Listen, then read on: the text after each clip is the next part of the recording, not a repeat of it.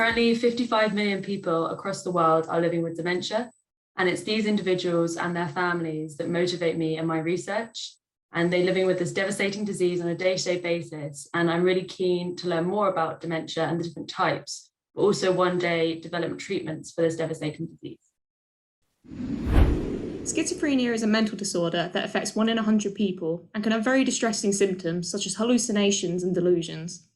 We know schizophrenia runs in families, and since we share genes with our family members, we can infer that there are genes involved in causing this illness. My job is to investigate these genes so we can start to unravel how this illness is working within schizophrenic patients, which can hopefully lead to better treatment options.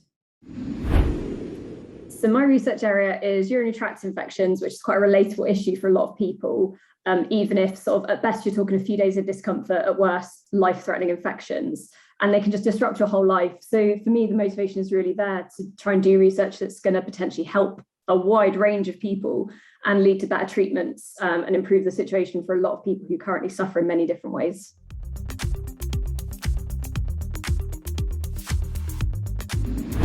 I'm very passionate about science communication. I believe that it's a skill that all researchers should continuously develop.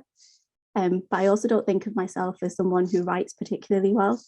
So I wanted to take this opportunity to push myself out of my comfort zone and develop that skill whilst doing something that I love. I really liked the creative challenge of trying to really strip back a lot of the dense vocabulary from my project, try and find basic ideas, and then try and actually empathise with the public in terms of how they relate and understand these ideas. And then at that point, trying to build up a narrative with their understanding. I thought that was a really interesting challenge. I've always really enjoyed reading and writing, and with scientific writing, it's very detail oriented, and there's a lot of, the focus is really about the data, which is of course really important. But there's also a lot more about the story behind your data, and that can be a really joyful experience to explore. And I really wanted some joy. Right now I'm writing up my thesis, which is, it takes a lot of energy and effort to write scientifically, and entering the Max Perutz Science Writing competition has just been joyful.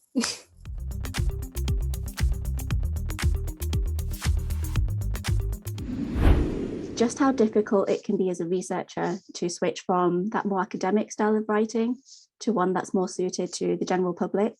But more importantly, that this is a skill that anyone can learn. It just takes practice. In participating in the competition, I really learned, or relearned rather, how to achieve simplicity without oversimplifying, which is an essential scientific skill, because in order to take someone step by step through what you did and why, you really need to understand every decision that you made, every method you used, and all the questions that you're asking, all the way down and in the broader context of the purpose of your research. So I've learned a lot about the power of narrative, actually. So how stories can really carry a lot of weight and meaning for people. And this really translates to everyone. So across cultures, across the world, stories are what convey meaning to people. And telling the story of your research really brings it to life.